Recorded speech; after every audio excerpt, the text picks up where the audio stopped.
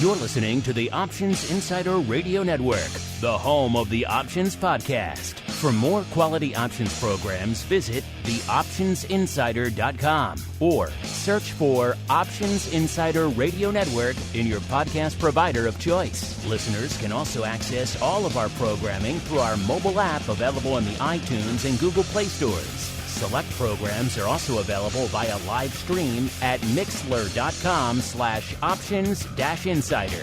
That's mixlr.com/options-insider. Don't forget to follow along with your favorite programs and submit your own questions for the hosts at twitter.com/options, stocktwits.com/options, facebook.com/theoptionsinsider, or via questions at theoptionsinsider.com.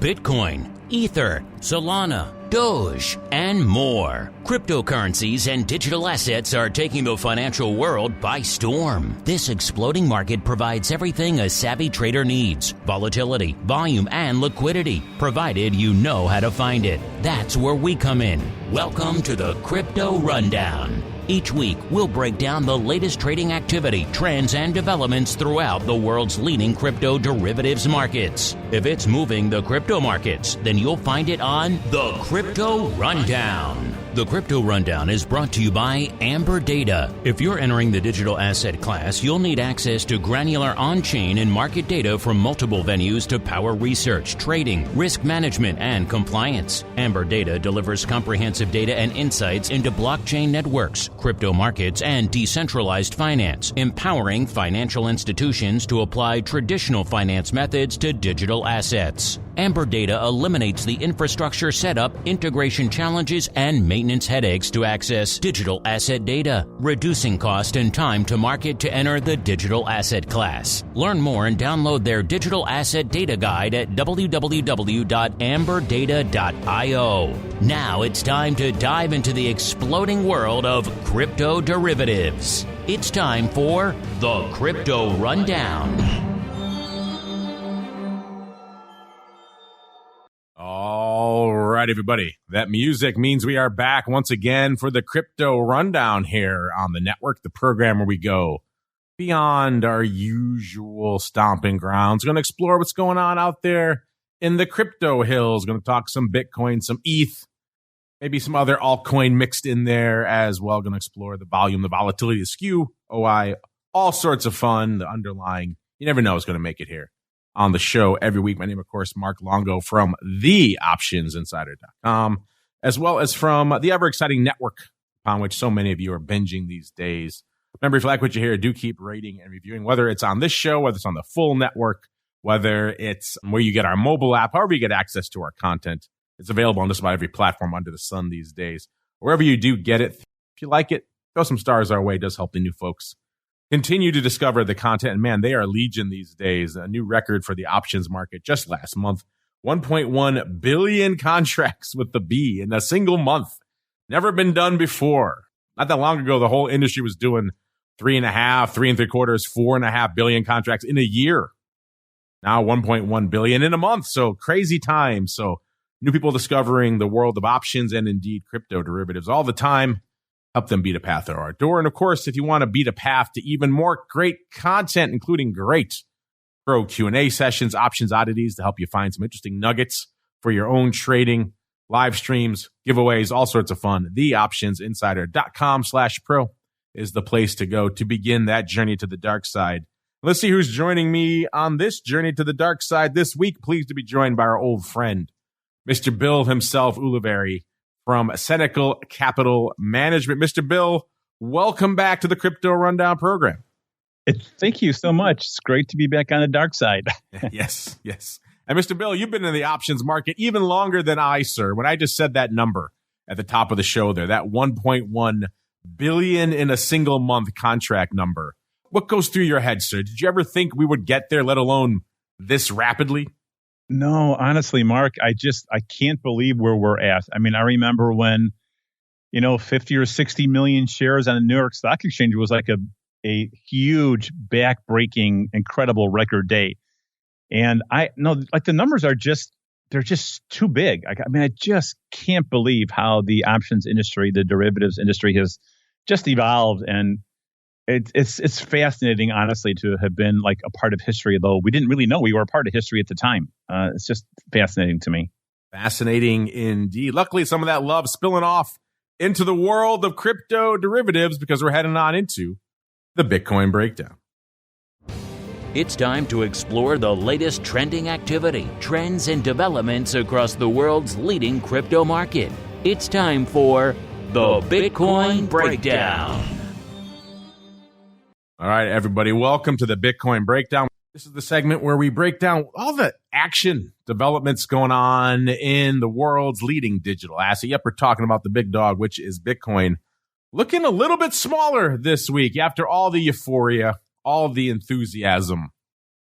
Seems like a little bit of the luster coming back off Bitcoin this week. Still obviously very frothy, still well north of where it was a few months ago, but obviously down a bit from last week's lofty highs. Last time we chatted here on the network, listeners, on the Crypto Rundown, Bitcoin was hanging out right around 29,500, 29,556 to be precise. Coming into the start of the show today, 27,347. So you're talking about 2,200 handles to the dark side. So perhaps not the story the bulls wanted to hear over the course of the past week. Not for lack of trying, though. They did try to keep it rallying.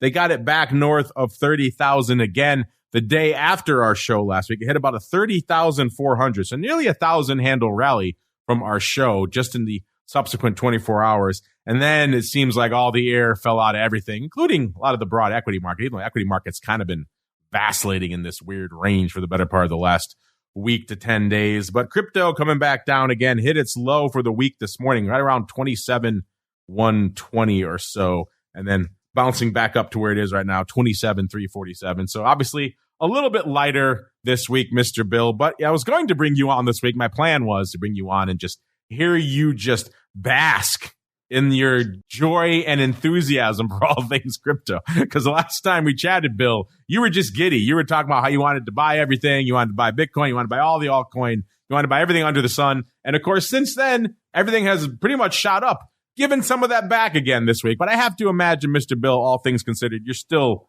pretty giddy, still pretty optimistic. Absolutely, Mark. I mean, yes, we made our cryptocurrency low sometime at the end of November last year, beginning of December. Bitcoin, rallied from 16,000-ish, up to 31,000, I think was the intraday high.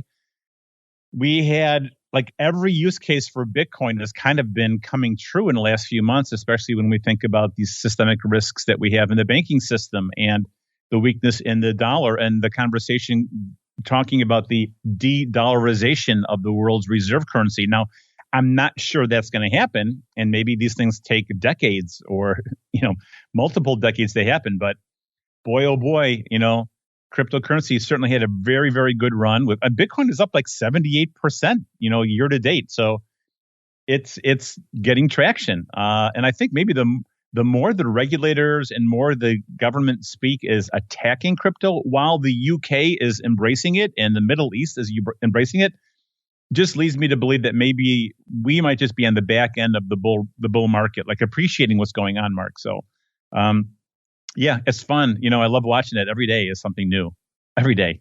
That's why I like having you on, Mr. Bill. You bring the optimism, the ray of sunshine that we are so desperately lacking here on the network most of the time. It's the dark side most of the time, Mr. Bill, but you bring the optimism. Now, I'm curious, too, because you engage with, shall we say, a more risk-averse clientele who are looking towards retirement, looking to protect their assets. Mm-hmm. Not the traditional audience, I would say, for your crypto assets out there.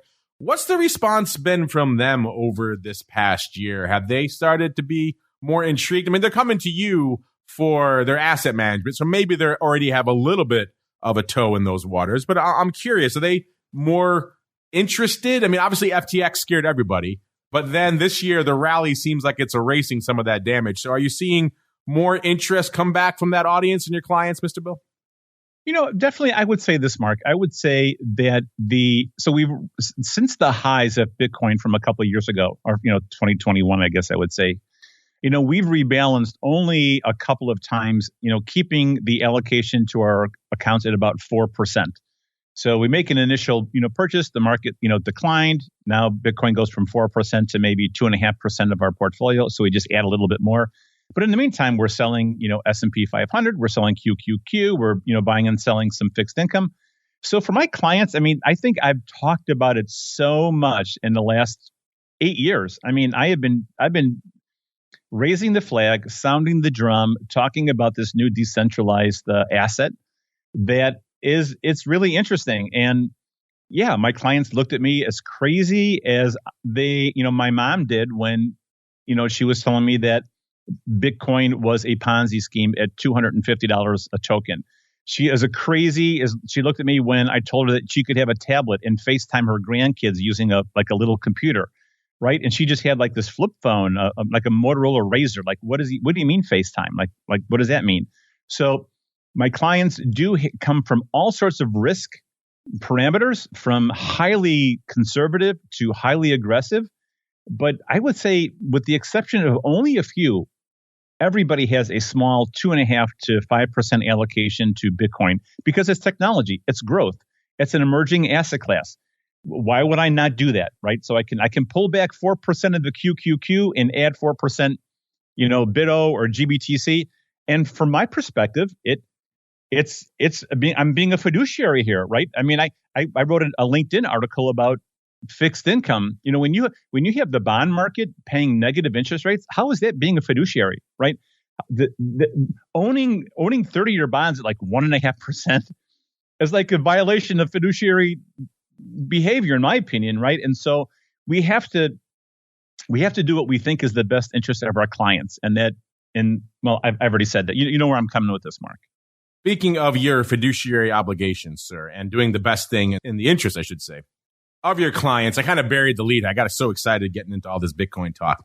But I should mention, not only are we on here with Mr. Bill, the principal over there at Cenacle Capital Management, we are also on now with Mr. Bill, the author of the Essential Estate Professionals Toolkit for Recovering Cryptocurrency. Mr. Bill, congratulations. I know this has been a long time coming. How does it feel to have your baby out there into the wild now, sir? Mark, I got to be honest with you, it feels really good. I did it for me, right? It wasn't like that. I felt that there was this massive need out there to talk to financial planners and estate planning attorneys. But, I really do think that, more and more, I think that estate planning attorneys and financial advisors are behind the curve when it comes to having conversations with their clients and owning digital assets. So it feels good. I love the creative aspect of writing a book and publishing it on Amazon, both in Kindle and in softcover. And I'm trying to kind of skate to where I think the puck is going to be. And more and more people, NBC did a poll where like 1 in 5 investors in the United States own cryptocurrency. 40% of African Americans have bought cryptocurrency. Like, this is a big demographic and it's not going away. And all you have to do is just follow the cryptocurrency Twitter feed, and you'll see that there are companies, nations, the UK. This is so big, Mark, that I hope that I can get in front of estate planning attorneys and, again, financial planners to give them a perspective from a former trader, a current investment advisor, a accredited investment fiduciary, like, to kind of wrap this whole gift up, because as well as I that AI and the internet, once this genie leaves the bottle, there's just no going back. And so this is where I want to dedicate a part of my time in educating other planners and estate attorneys to do this. I'm really excited. It's a personal achievement for me. Even if I don't sell, more than a handful of books, I'm okay with that. I wanted to do it. I will make sure after the show that I buy my copy here. Yes, I'll give you a discount for the studio here. But I know it's pretty early days, but what's the response been so far to the book? Well, okay, very great question. So I've been spending, I uploaded it last week on Amazon Kindle and the softcover book. As of yet, I've only had a few sales, right? Just like family and friends. So I'm not saying that all of a sudden I'm at the top of the New York Times best-selling list. Don't get me wrong. I view this as a low production niche book just like you might get from Wiley Publications that did a lot of our options books and financial planning books, right? So I'm not looking to sell a lot of them, but I do think it'll be more of a textbook for presentations that I give. But I'll check the stats after the show. But it's okay. I'm not expecting. This is a long game for me, Mark, to be able to get out there in front of people and present on Bitcoin and blockchain and how it gets inside portfolios and how estate planning professionals can have a conversation. So we'll see how it goes. It's a work in progress. We'll have to chat more on the Advisors Option Show where we speak more directly to that to asset management audience. But I'm curious for our audience here, give us a little bit of a cliff notes, maybe a little takeaways, a little bit of analysis of maybe some of the mistakes you see a lot of people making, either the clients or the financial planners when it comes to safeguarding these assets. And then all of a sudden, something bad happens and then they can't recover. Give us some tips maybe you've uncovered that could help them going forward. Well, so I gave a presentation out at Harper College to a group of financial planners, and they're already receiving inbound phone calls and inbound conversations from their clients. So what happened was this. The reason why I wrote the book is I had a meetup group dedicated to blockchain and Bitcoin in Glenview called the North Shore Bitcoin and Blockchain Meetup Group.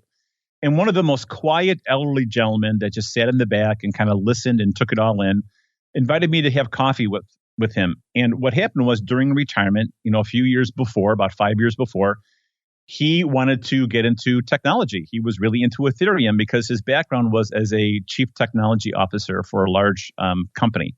And his wife wanted to support the fine arts. So she did her garden shows and her symphonies and her ballets, and he did cryptocurrency. And at the time of our coffee meeting that we met, near the peak Bitcoin and peak Ethereum at $5,000 a token, the portfolio that he purchased for about $100,000. I mean, I know it was a big number at the time. Don't get me wrong, right? But that $100,000 investment was worth about $50 million at the time of our coffee meeting.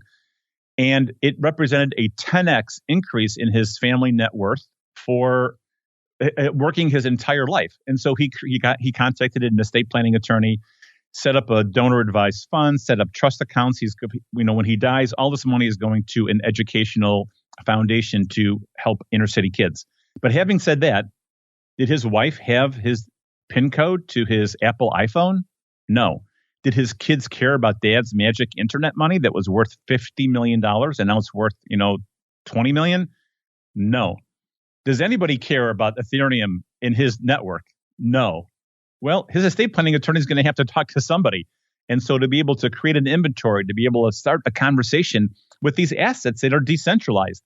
And also there's some reluctance on the perspective of financial planners and estate planning attorneys, because what does it mean to be a fiduciary? What does it mean to have, access to a username and password? Does it mean that you are custody of it? So I don't touch that much on the legal issues because I'm not an attorney. But I just want to start a conversation between clients and their estate planning attorneys, because what's going to happen is you're going to have a client die and their cryptocurrency holdings are going to far exceed their wealth that you have listed on their annual review. And you need to start planning for that. So that's like the goal of the book. Fascinating stuff. I have a hard time believing his kids wouldn't be interested in the asset worth 50, whatever it's worth, right? Whatever it is. I think they would develop an interest, don't you? I would hope. If they know about it, right? So I'm not saying that maybe he didn't share it with them. Oh, he had a secret $50 million fortune that no one knew about. I'm just saying that nobody cared about dad's stupid magic internet Ethereum token, right? And Dogecoin and Shiba, right? Doge. Like who cared about it back then? It was just dad's hobby, right? It's like everything else that So I'm just saying that, yes, maybe his kids know about it, maybe they don't. But when he passes away, his estate planning attorney is definitely going to have to bring the children into the conversation. And maybe then they're going to be wowed. Like, wow, what dad did what?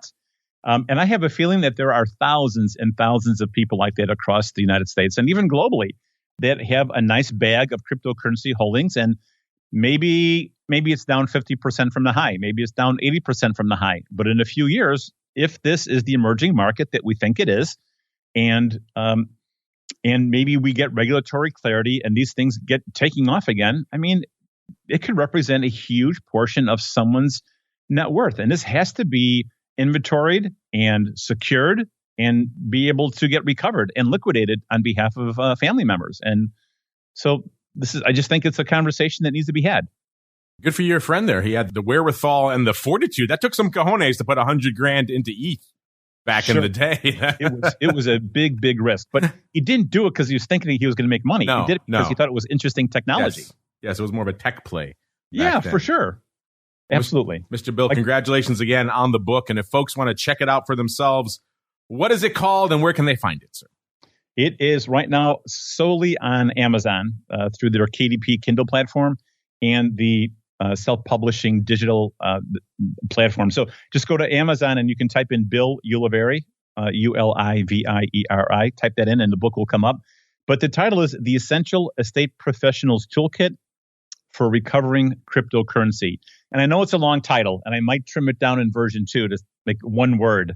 But for now, I figured the title should be what estate planners might be searching for on Google or, in your basic internet searches. The Essential Estate Professionals Toolkit for Recovering Cryptocurrency. Here's what you need for the cover, Bill. You just need a photo of that guy, I think it was in England, who was diving into the dump to recover his hard drive that had, $1 billion worth of Bitcoin on it, and just say, don't be this guy. And that's the book right there. A big line through it. You'll sell so many copies. I knew I should have contacted you as my editor. Free marketing advice, Mr. Bill. There, check it out. For sure. Absolutely for sure. Don't be this guy. Don't be this guy, yes. You want to check it out for yourselves, listeners. It's not called that, unfortunately. It's called The Essential Estate Professionals Toolkit for Recovering Cryptocurrency. You could find it on Amazon by our buddy there, Mr. Bill Ulivieri. That is spelled Ulivieri. Just look for Mr. Bill on Amazon. You will find it as we keep on rolling into all the action out there in Bitcoin right now. And, I mentioned there was some sell-off, so there was a little bit of action over the course of the week. Wasn't quite as quiet in the crypto markets as it was in the broad equity markets, where we were mostly watching paint dry throughout the week out there, and it looks like we mostly are again today. Coming into the start of the show, we are seeing Bitcoin vol give up the ghost a little bit, back below a 50 handle, if ever so slightly, at about a 49.5. Last show was about 53 3/4. So coming in a wee bit, a little over 4 points on the week. By the way, if you want to dig deep into these vol numbers or the skew numbers or the unusual activity or the size positions or literally anything else in the world of crypto derivatives analytics, only one place to go, amberdata.io, amberdata.io, the place to go to kick the tires and light the fires. They are providing all this data we're talking about here on the show and literally a ton more. We just don't even have time, not enough show to get to all of it, listeners. There's a lot of data there. Check it out for yourselves. amberdata.io. As we keep on rolling, checking out the skew out there. A little bit of a swing in the skew, which again, understandable. We were rallying north last week, so understandable. We were slightly biased to the upside. About a 1.5 positive skew means interest was out there in the calls. This week that has swung in the other direction, almost exactly in the other direction, about negative 1.8. So about a 3-point swing in the skew out there. Of course, that's in the front month. That's in the 30-day option. So if we go a little bit farther out, a little bit different story. Usually things a little bit more tranquil, a little bit more measured as you go a little bit farther out in the term structure. Let's go out 180 days. Let's see what's going on out there. So about half a year. And we've got our last show. We were still pretty positive at about a positive 4. So that means a 4-point premium to the calls versus the 25 delta puts. Listeners, again, if all this stuff I'm saying here sounds like Greek to you, and some of it literally is, we're talking delta, gamma, theta, and vega, the Greeks, then check out our Options Bootcamp, Options Playbook radio shows. They will help you out, get you up to speed on all this terminology and a whole bunch more. Coming into the start of the show, most of that bias to the upside has evaporated even farther down the chain, down about 6 months or so. We're at about a 0.5. So that skew is pretty much flat now. So the positive bias to the upside is gone in the near dated portion and also gone a little bit longer term, which is interesting, maybe a little bit disheartening to some of you bulls out there who are hoping this was just a blip.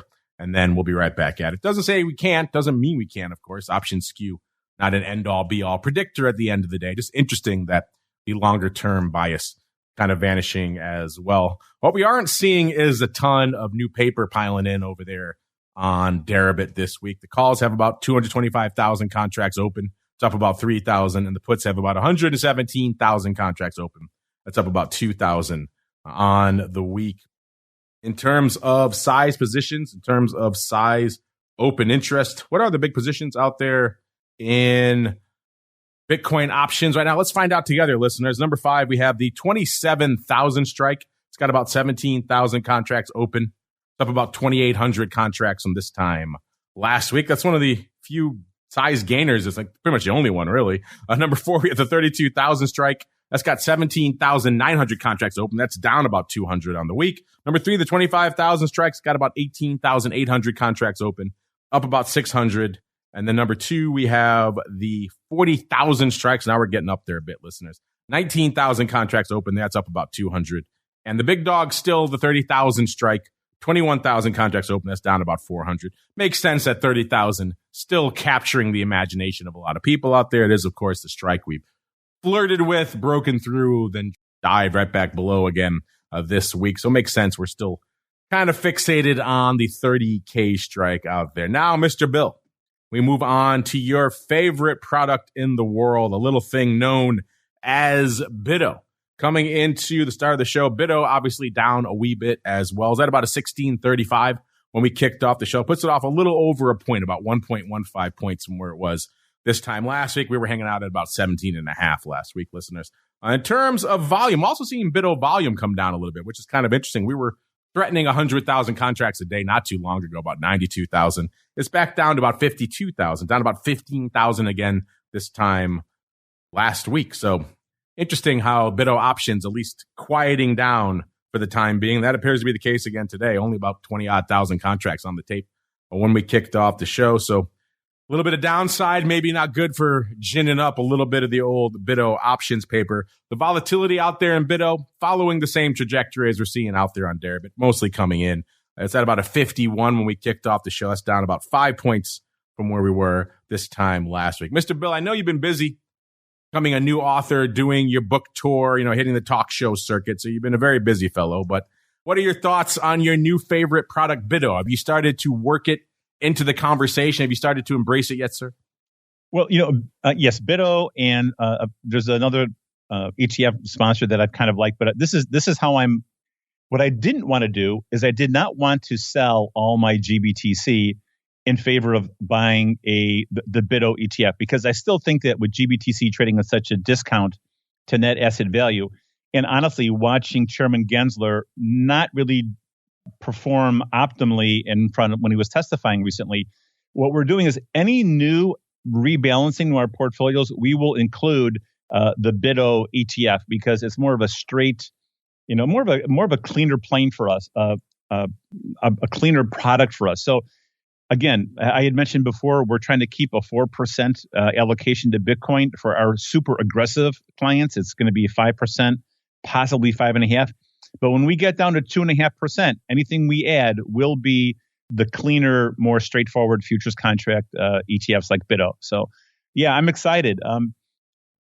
Looking at it technically, it's kind of smack dab in the middle of its 10-week moving average. So, when this thing trades back down again, maybe in the 12.5, 13 area, I think perhaps, we'll be, actually, it's a little bit too low, more like in the 14-ish area. It will be time to reallocate and rebalance that portfolio. So we'll more than likely send it to BITO. Uh-oh, look at you getting lured to the dark side of BITO. My commission check from ProShares, I'm sure, is in the mail as we speak here. Tell them you only accept crypto for that. Yes, only crypto. I will only take shares of their own product. Yes. As a result. Nothing shady about that at all. No. But you mentioned Gary Gensler. He kind of caused a bit of a kerfuffle since the last time you and I chatted, Mr. Bill.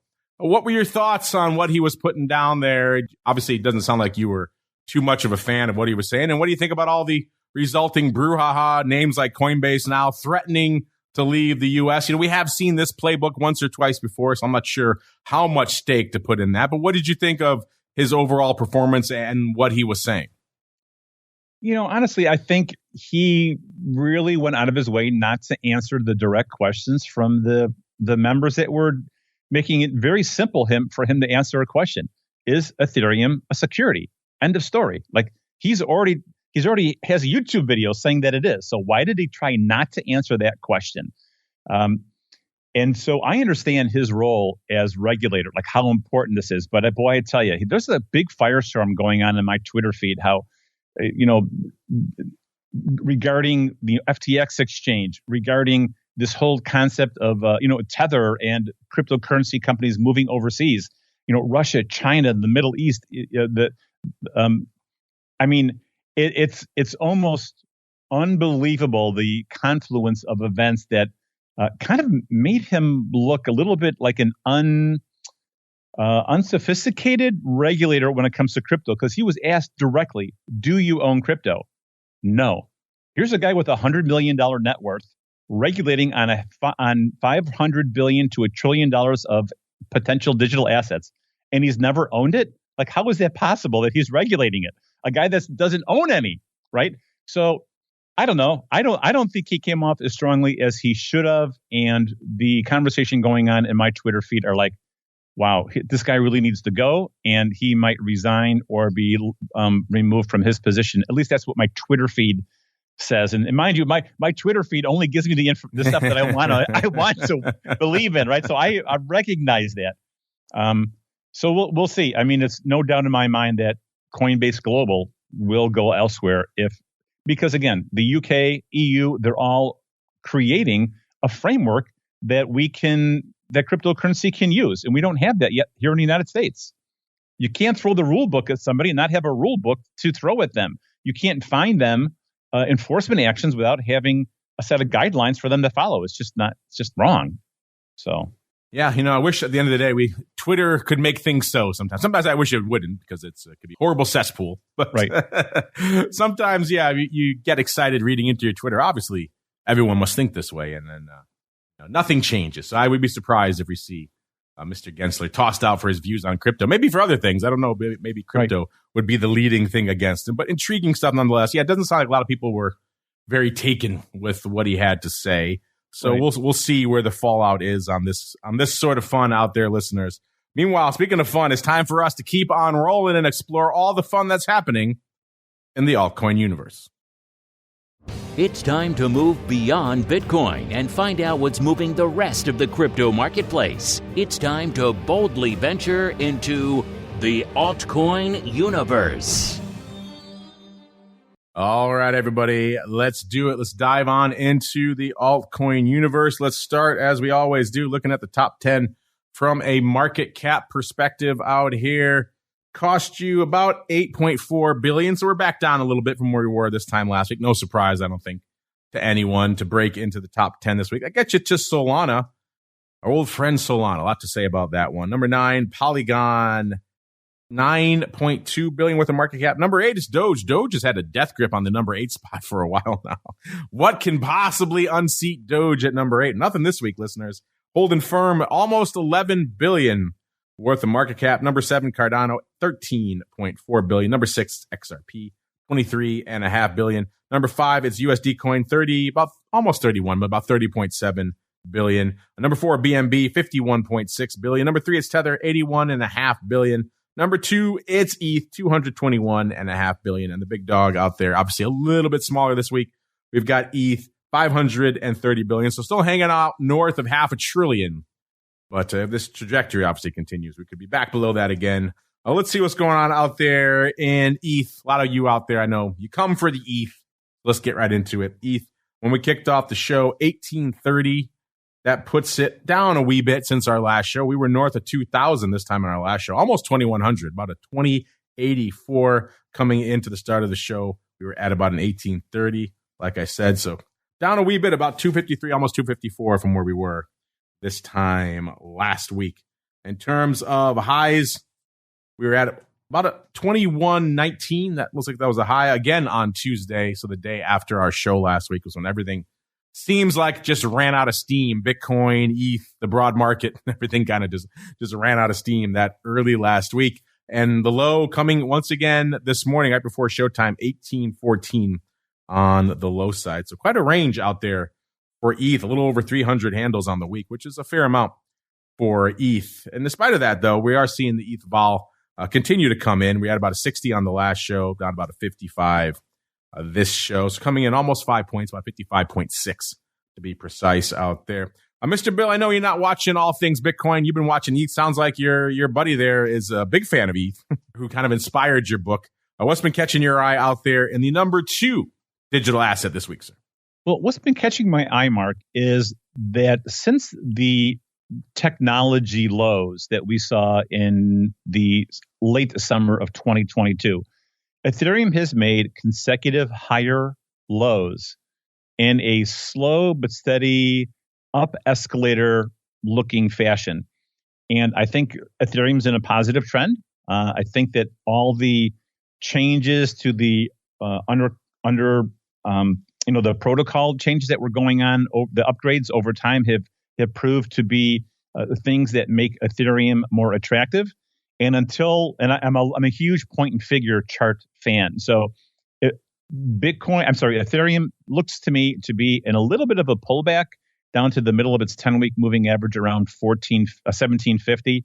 But as long as it stays above, say, 1350, 1360, we will not break a previous column of O's, point and figure style. So for now, got to buy the pullbacks, but maybe use the 1365 area as a potential stop loss in it. But overall, I'm a fan.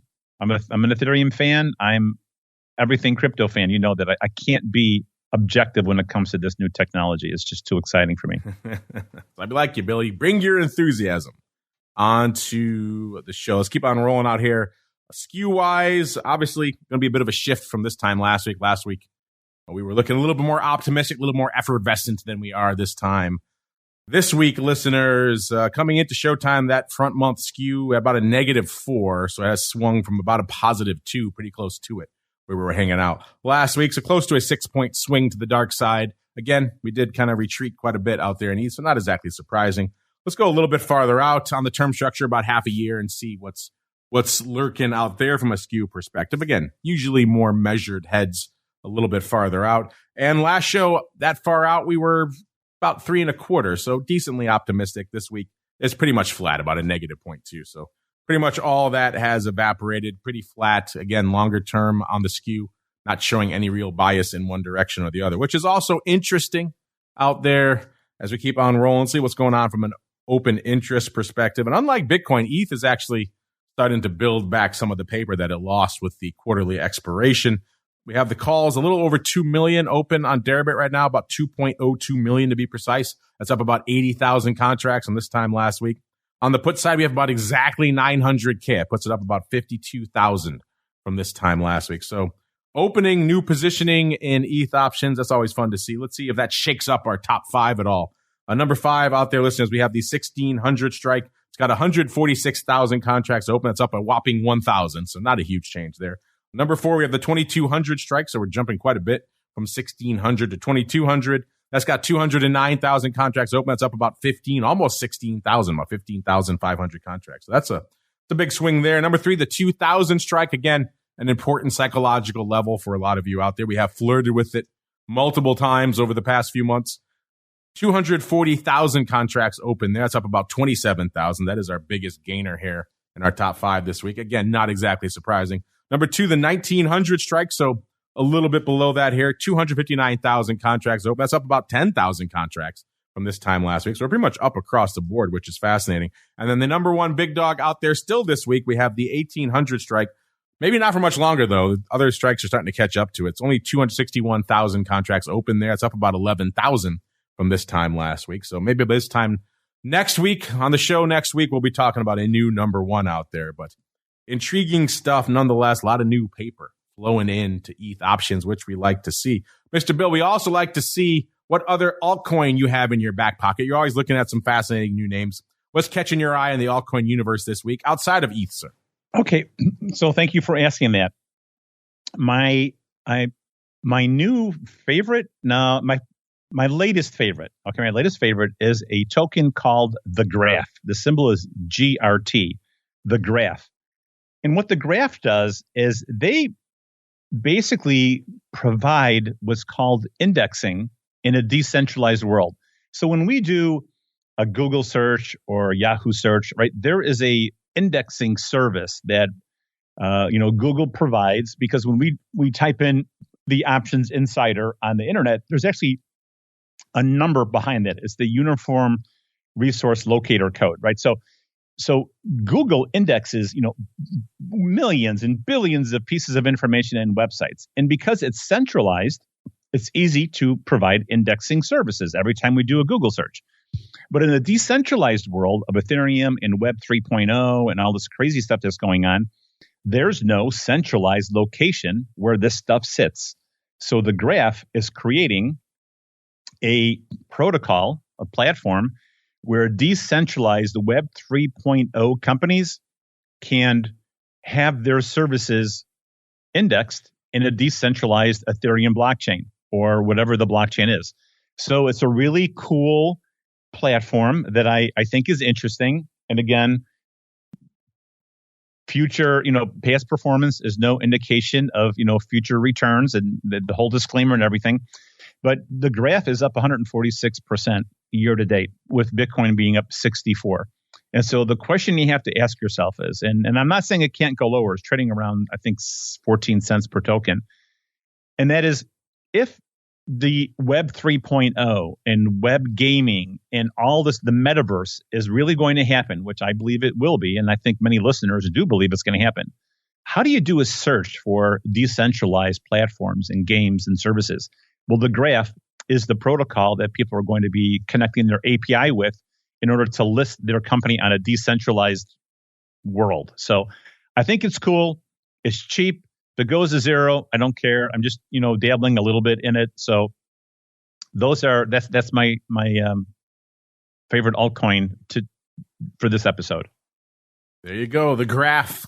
Check it out, listeners, as we check out some of the other altcoin, and then we answer some of your questions before we get the heck out of Dodge for this week. Let's go out to Solana. Again, a very controversial one, giving up some of that luster it had this time last week. It was threading at 25 on our show last week, 24.78. Coming in to start today's show, about 21.5, 21.53 to be precise. Puts it down about 3.25 points from where it was this time last week. So all that effervescence that got baked into Solana last week, a lot of that coming back out this week. XRP, similar deal, not quite as aggressive. It was about 51 cents last week, about 45, almost 46 cents this week, down a little over 5 cents on the week. Good old Doge coming back down a little bit, coming back down to earth. It was almost 9 cents this time last week and about a little under 8 cents this time. Still not enough to knock it from its death grip on the number 8 spot, though, on the top 10 market cap, which is interesting. Litecoin, almost 100 last show, 98.85, 87.75 this week, down a little over 11 handles on the week. So again, bit of a drubbing out there for Litecoin. Cardano, 43.8 cents, 38.4 cents this week, down a little over 5 cents on the week. Polkadot, about 6.75 on our last show, 5.93 this week, down almost 80 cents on the week. And our old friend Shiba, unfortunately for all of you out there who are waiting, this is the week. Is this the week for Shiba Lambos? The answer, unfortunately, is no, but we do have time to keep on rolling, listeners, right on into your crypto questions. You've got questions about crypto.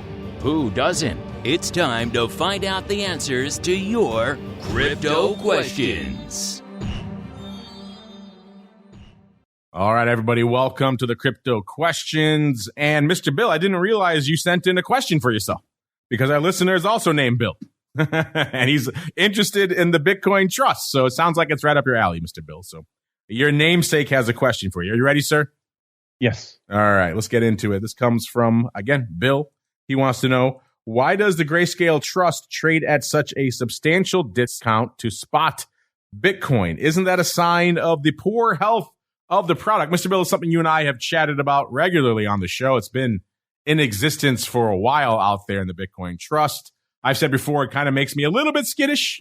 I mean, you can view it as an opportunity, too, if you want to risk assets and say, hey, this discount could vanish and we shoot right back up, in which case you'll be a happy camper out there. But it sounds like from what you said earlier, if you're going to start readjusting your portfolios, you're going to maybe switch to BITO. Maybe a bit of a sign that maybe you're a little bit spooked by this as well. But let's start with your namesake here, Mr. Bill. Let's explain what the heck we're talking about. Why does the Grayscale Trust, why is it such a significant discount to Bitcoin right now? Well, the Grayscale Bitcoin Trust is kind of organized as a grantor trust. So you got to think of it as like a closed-end fund. And closed-end funds traditionally always trade at a premium or at a discount. because there's a fixed number of shares versus, say, Vanguard funds or Fidelity funds that are open funded. They're open mutual funds. So there's an unlimited number of shares that can be purchased at the closing price. But closed-end funds trade intraday. And so actually, I get this question a lot. And if you were to, so there's a company called Nuveen. Everybody's heard of Nuveen. And they have a website that's dedicated just to closed-end funds. And it's really interesting because there are some municipal bond closed-end funds and high-income bond funds that are structured as a closed-end fund that trade for greater discounts to net asset value than GBTC does. And yeah, I mean, it's a little bit of everything. It's investor perception, it's emotion. If Grayscale does not get permission from the SEC to convert to an exchange traded fund, how is redemption and the closing down of the whole fund going to work? Like, how are they going to give their investors their money back, right? And so the same question can be asked for, say, a municipal bond closed-end fund. Maybe they purchased muni bonds, and take a look at MUB, symbol MUB, the exchange traded fund. I mean, that thing, has gotten hammered in the last year and a half, 2 years with a rise in interest rates. So the net core portfolio of municipal bonds has traded substantially lower than the net asset value as maturities and interest rates have gone up. So GBTC is suffering from a few things. One is that they came out with their closed-end fund structure, their grantor trust structure, as a first step in becoming a exchange traded fund.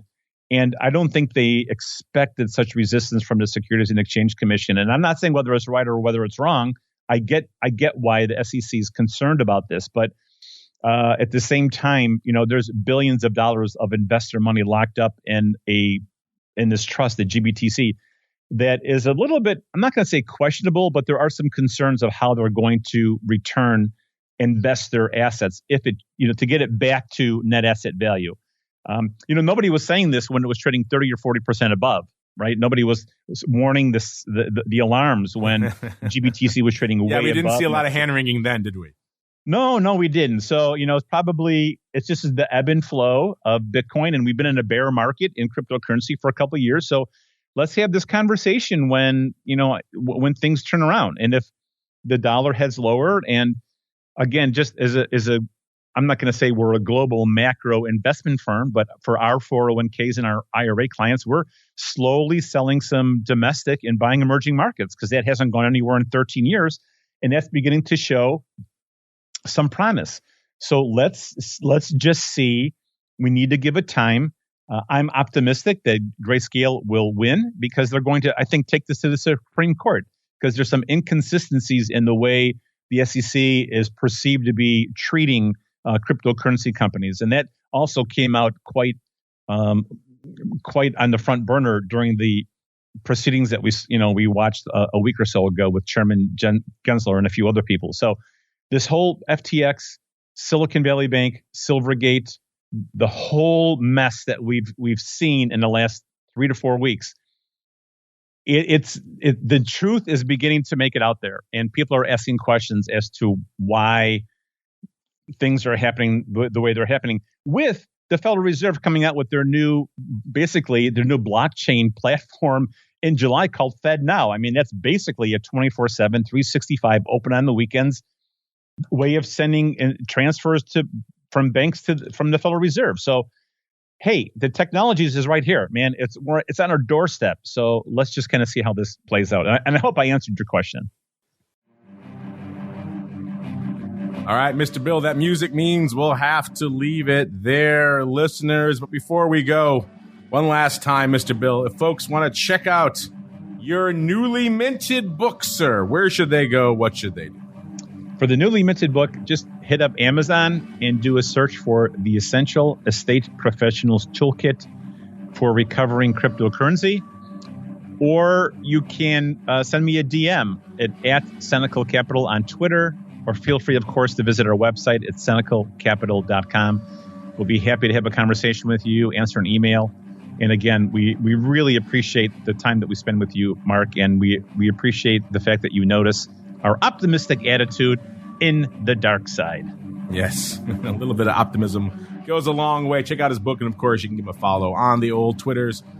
Keep up with everything he's got cooking at Cenacle Capital, Cenacle Capital, all one word, is the place to go. That music means we have to get on out of here for today. That will conclude our broadcast day here on the network. Listeners, a lot of you on the live side, you heard all of the great pro content we had coming at you last week, including double pro Q&As and everything else, because I am heading down to the Options Industry Conference this week. It'll be interesting to see what kind of content we have coming out of that. Of course, you can always look forward to the panel content coming exclusively for us. So if you want to hear any of these sessions, you're not going to make it down to Nashville, spend all the money to go check it out. You're just curious about some topics, what's going on in the world of options. Don't worry, we got you covered. I'll also sit down with some of the movers and shakers in the world of options and bring you that content as well. You're going to get your usual assortment of shows later on in the week as well. So This Week in Futures Options and Option Block Episode 2 will be at their same bat time, same bat channel. Might be moving around things on Friday a little bit. I do have a travel day that day, so we'll see what's going on there. But stay tuned for a lot of great content coming up this week, and then I'll be back in the studio next week, another episode of the Crypto Rundown. Stay safe out there, everybody. Crypto Rundown is brought to you by Amber Data. If you're entering the digital asset class, you'll need access to granular on-chain and market data from multiple venues to power research, trading, risk management, and compliance. Amber Data delivers comprehensive data and insights into blockchain networks, crypto markets, and decentralized finance, empowering financial institutions to apply traditional finance methods to digital assets. Amber Data eliminates the infrastructure setup, integration challenges, and maintenance headaches to access digital asset data, reducing cost and time to market to enter the digital asset class. Learn more and download their digital asset data guide at www.amberdata.io.